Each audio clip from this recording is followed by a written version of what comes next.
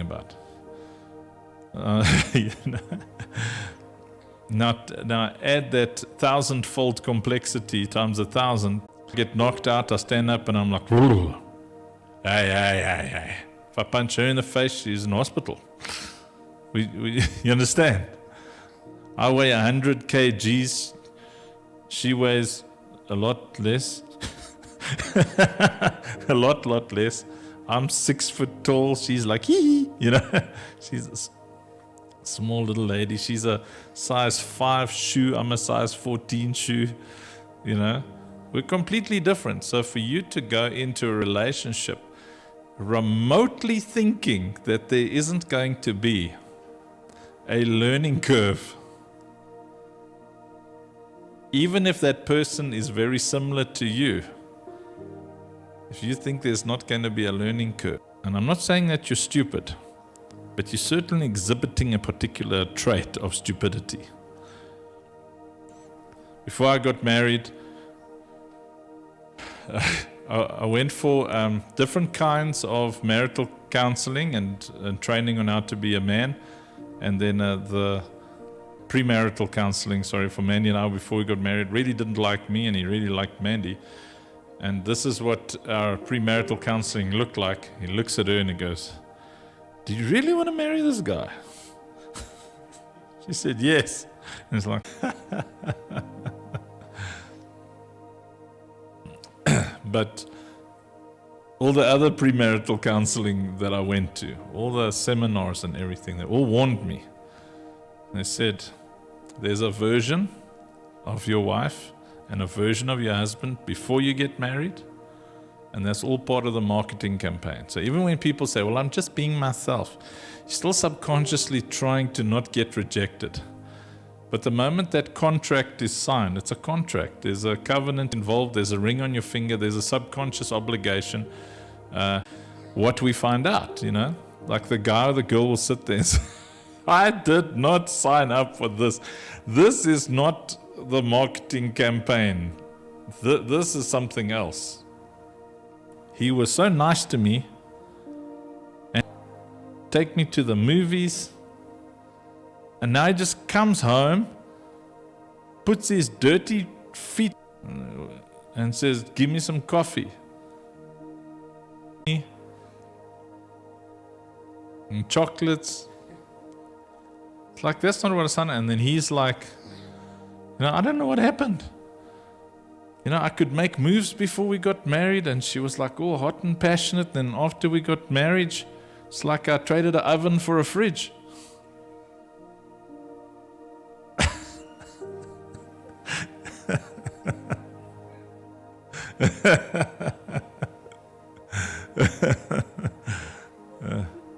And the reason they've been married for a long time, you know, you can say, oh, you don't got to tell me. Or you've been married 1 year 40 times. Yeah. Wisdom breaks the chains of repetitive disaster. To this new relationship, when you go into this wonderful relationship, and it can be a new relationship even if you've been married to the same person for years and years. The key is, if you see destruction anywhere, where does the Bible say destruction comes from? My people are destroyed for lack of knowledge. So the knowing, to know, to find knowing, knowledge, is ultimate freedom. It's like, how do I become the ultimate husband? Because in doing so, I increase the odds of my wife being inspired to become the ultimate wife. You know, why does my wife not say no to me? Well, anybody who hangs around us all the time, on myself, to compliment her, and even if it's little things, when I can't afford big things, I get little things. It's all, anything her heart desires. You know, the little kids must block their ears, but there's something called foreplay, which is what you do before you want to close business. when you're talking to someone and you want to make a big business deal. And that's not just, physical stuff. It's tone of voice. It's constant compliments. It's men must learn that it is not only okay but good and important to objectify your wife. Very important. Like everything you like about her. If you like her feet, compliment her feet whenever she wears open shoes. So, wow, you got pretty feet. If you like her ears, her nose, whatever it is, the whole time.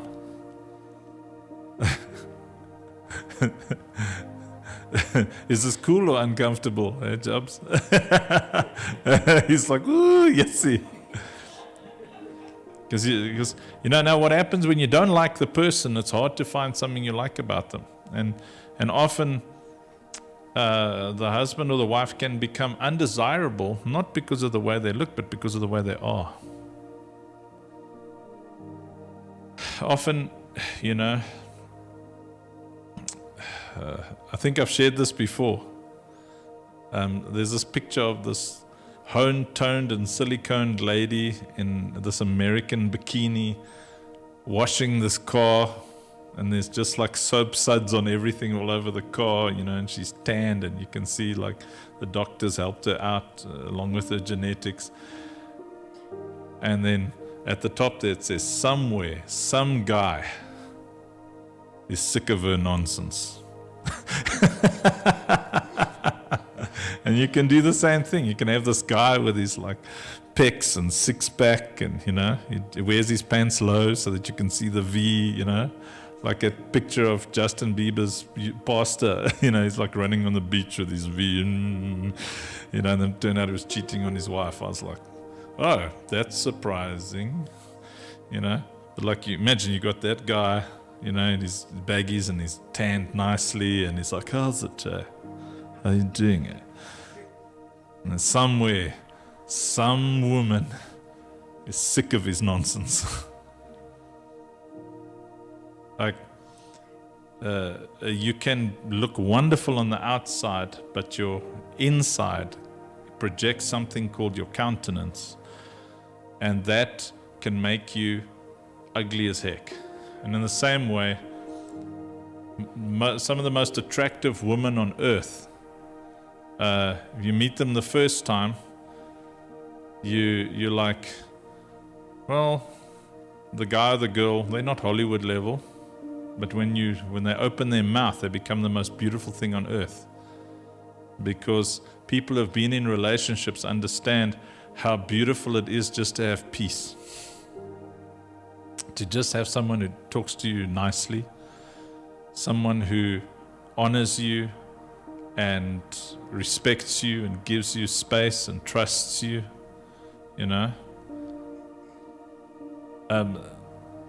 So it's not just cut and dry. You think, well, I'm sick of this guy or this woman, I'm going to go and get a new one. When you get the new one, it's just as complex, it's just as difficult. As a matter of fact, this is what happens a lot when someone cheats on someone else and then marries the person who they committed adultery with. I saw a stat somewhere, I think it was in the Barna Institute, it was like 9 out of 10 times one of them cheats on the other again. So if you think the grass is greener on the other side, it's because there's more manure there, there's more fertilizer there. So you're stuck with that person. So as much as you can, try and make it work. And the way to make it work is to understand the complexity.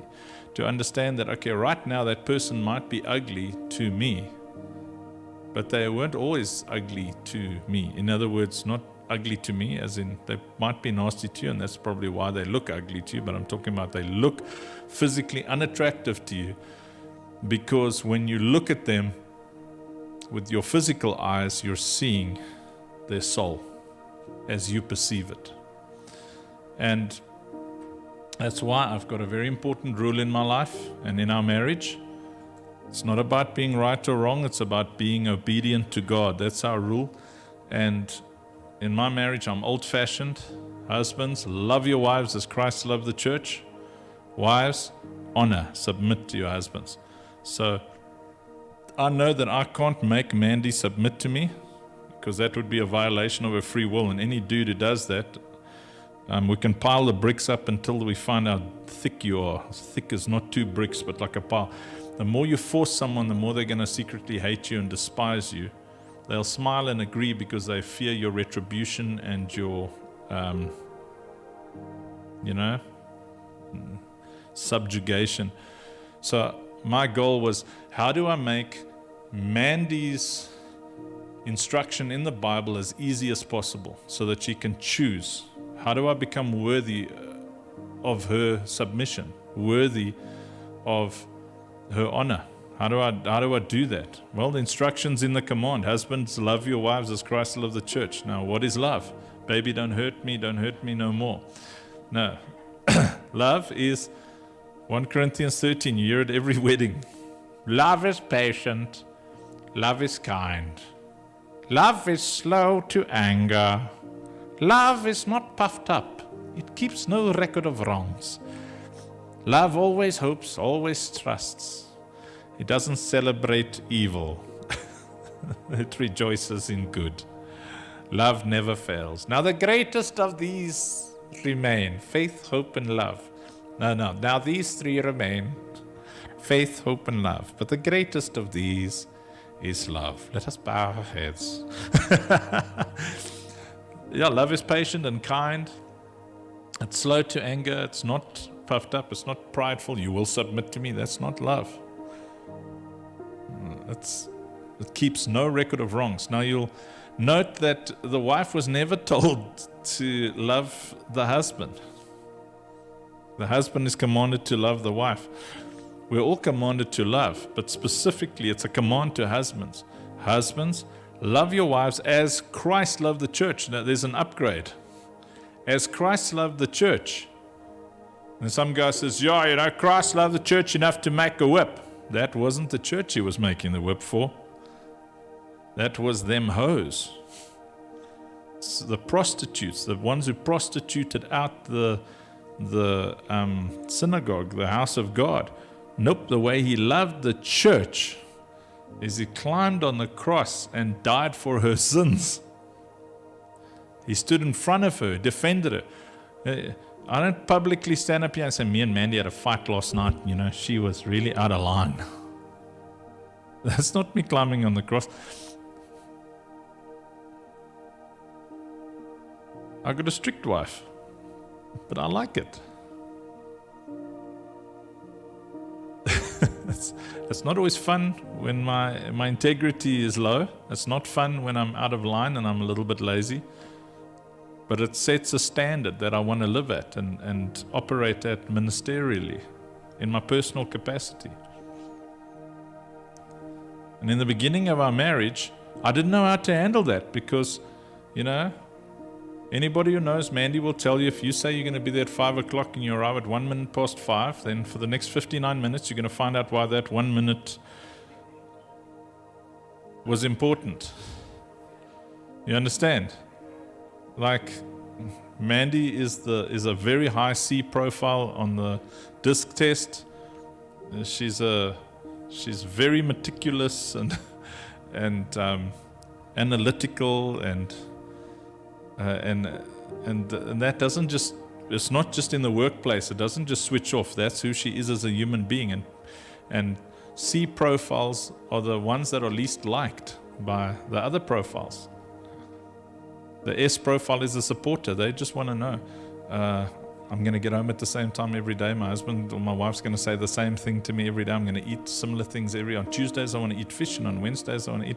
That's your S profile. They don't shake the boat. You're 20 minutes late. What happened? Are you okay? Do you hate me? It's the S profile, the supporter. They're there for you the whole time, and if you don't smile at them the one day, then they think the whole day, what did I do? C profile says, things must be done and they must be done right. And it's according to their perception of right. So even when they're wrong, they expect it to be done like that because that's the profile. You get the D profile, the driver profile, which is, if I want your opinion, I'll give it to you. That's the go, go, go. We are building this vision. We are going. I want people here. You better be here on Sundays. I used to be dominant in my driver profile. That's how I built very big ministries. Because it's like, if you don't come to church on Sundays, it's obviously because you don't love God. So you'll see a lot of ministers of the D profile. They're like a lot of business owners. Feels like, come home, wife, what's going on? What do you mean? Well, I walked into this house, and there's dirt in that corner. What do you do all day? Often very abrasive. And the C profile takes everything personally.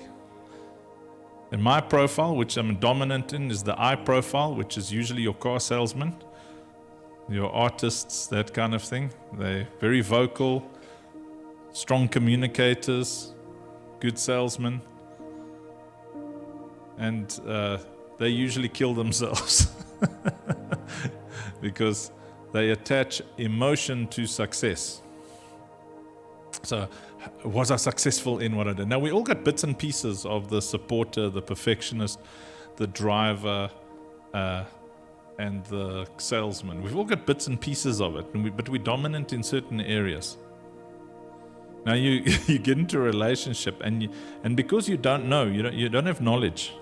What happens? There's destruction. Because can you imagine me, salesman? Now, I operate, so my secondary profile is the driver. So that's how I'm able to just pray. If I was an IS, then I'd do nothing. Because the S wants to chill, just have rhythm. The I is the cheat, they're the shortcutter. So you'll see like the salesperson supporter profile, when you put that thing together in the same person, you'll see someone who's loud and hates work. I am like the terrible combination of the salesman and the driver. So I'm like, we're going there, and this is how I'm going to sell it to you. And then I'll sell it to you. And then Mandy's the perfectionist, and she's like, have you thought of this and this and this and this and this? And I really think we should think about that. And then I'm like, facts. Don't worry about that stuff. Let's just go. Because both my salesman, my creative side, and my driver, they're like, God said we're going there. And that's the purpose of that thing. And then Mandy will say, okay, let's go. And then she'll say, listen, didn't you say to me, when are we going to go, that this is going to be in place, this is going to be in place, that's going to be in place, that's going to be in place? And because there's that C profile, the C profile struggles with tone because they think in facts and figures, not people and feelings. They feel intensely, but their thought processes don't nemen ag, consider. Yeah, they don't consider, or they struggle to consider all the feelings involved, and then it becomes frustrating because they feel so keenly, and now you not liking them impacts them to such a place where often C profiles end up locking themselves in the room with the light off. So if someone is a C and a S, they're a supporter and a perfectionist, often they're very, very depressed. So Eliska, she's very, very bubbly. She's an I and probably a bit of an S, and that means she's a people person. She'll die without people around her, and she likes to have people to serve and honor, and her life revolves around champions. And now you marry Eliska, and you're negative, and you don't support her. It's gonna be like cancer in her soul. But a D doesn't care. The driver personality is like, your sark is your sark. Just give me what I want when I want it, and we're fine. I'll give you some money, just there, you're okay. Off they go and work again. See, the dynamics are completely different. It's not like, okay, that's a human over there and I'm a human, why don't they love me? We destroy it for lack of knowledge. If we don't go into that relationship, understanding that We got to start crawling first in this relationship. What's crawling? Well, the ability to just communicate. Now I've got 5 minutes. So let's quickly talk. Once I continue the subject tomorrow as well. You guys getting something? No? Yes? Okay. So I mean, I think Donald's like a DI, driver and the salesman, and he gets all excited. Now, what are you, Charmaine? You're a perfectionist and a bit of a driver, eh? No, not a driver. You don't want things your way? Perfectionist supporter? Yeah, something like that. Now, Charmaine will want to know all the facts and Donald just wants the action. Now how do I'm this like action Johnny, loudmouth, salesman, talking vision all the time. Mandy's sitting there with all the results of my vision. Pages and pages of Excel spreadsheets and financials and, And she might get upset about something, or I might get upset about something. And how do you solve the problem? By solving the problem. What's the first thing you do when you need to solve a problem? Is you learn to communicate. And if you don't learn, the first thing, the crawling in the relationship, if you don't learn how to communicate, it doesn't matter what went wrong. You just created something worse. Because let's say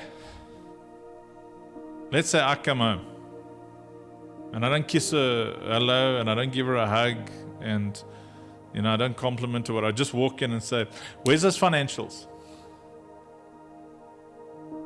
Huh? Hey, where's those financials? Now, something's going to happen.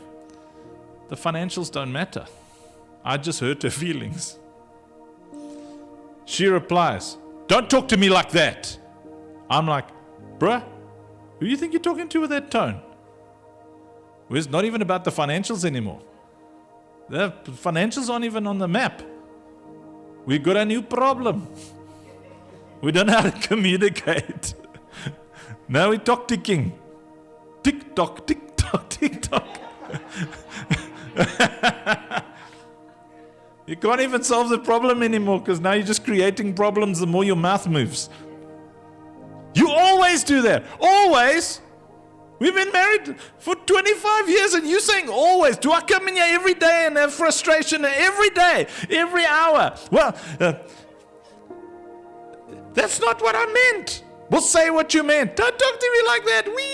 Like, what's going on? Who am I?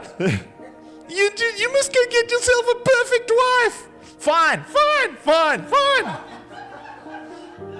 Now, that's not what it looks like in my house, but most houses have got that problem.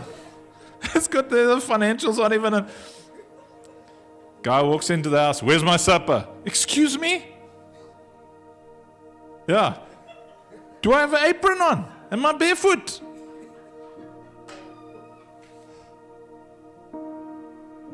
And then he's like, "Excuse me, who do you think you're talking to? How can you talk to me like that?" "Well, you spoke to me like that first." You always talk to me. Always. The rule is never say never or always. You frame. You come in. Where's the food? "Lovey, don't talk to me like that." "Whoa, sorry. That is not how I meant it. I thought I was being playful." "That's not how you weren't being playful." Now, you got two options there, dude, where you can say, "Don't tell me what I meant. I just told you what I meant."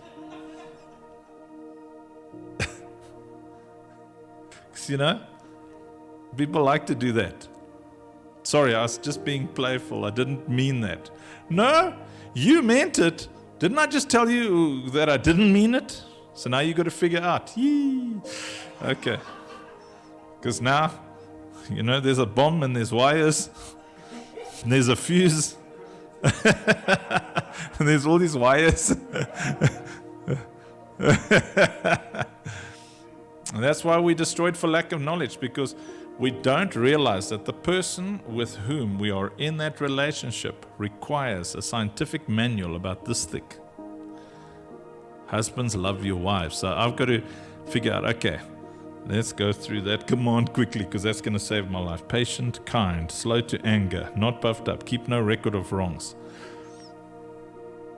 Walk into the house, where's my food? Lovey, don't talk to me like that. Ooh, I'm so sorry. I don't say I meant this or I meant that. I am so sorry. I should not have said that. I don't know what I was thinking. Kind word chases away that wrath. You see, because you'll learn what to say. You'll either, with some women, you say, I'm so sorry. I don't know what I was thinking. You're my treasure. You are beautiful. The last thing in the world I want to do is hurt your feelings. How can I fix this? And then they'll say, you see, you got to talk about how beautiful I am because you objectify me. This whole relationship is shallow. You understand? Because you haven't read the big manual. You haven't taken the time to take note. How shall I communicate with this complex artificial intelligence? Other times, like the lady, the guy says, hey baby, how about a bit of, a little, and then she goes, okay. Now, for some guys, the okay is enough. But for me, then I just go, because that wave of rejection goes over me. I process it and I decide I'm going to answer it with my command. Love is patient, kind, slow to anger.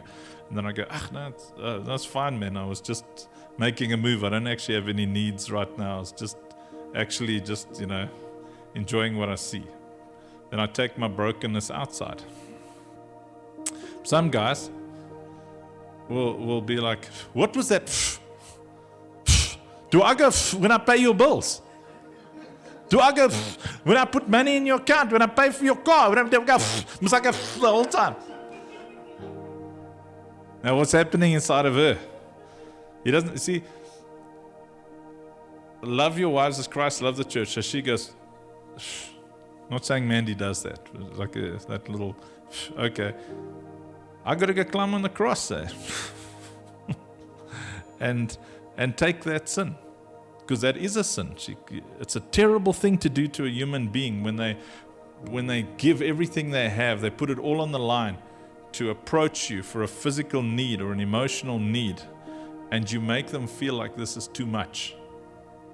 Remember, it's not about how it is, it's about how you made them feel.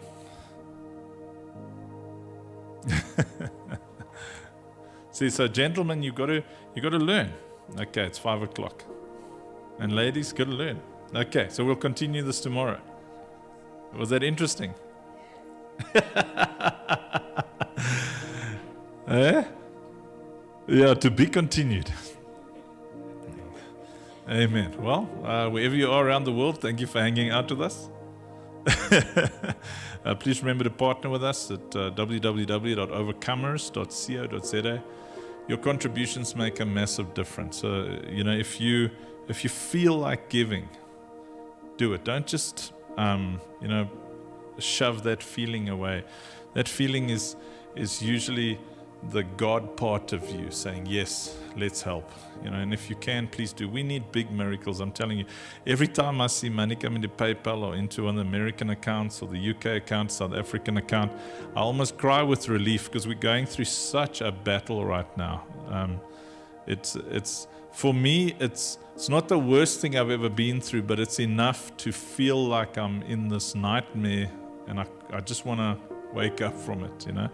I'm like, Lord, please, there's so many programs we've had to shut down, and it makes me nauseous. It really makes me nauseous. So please, every drop of help makes a big difference, And, money is just our way of sacrificing to things we love. Saying, I love what you're doing. keep doing it. For God so loved the world that He gave. So if you love us, if you love our vision, give because you love. That's why we give. There's a lot of people we help because we love. I don't need to be told if I give, I'm going to get 500 billion, whatever. I just give because I love. And just relax and go for it. If you've got peace, do it. If you don't. Amen. Love you all. Have a wonderful potato.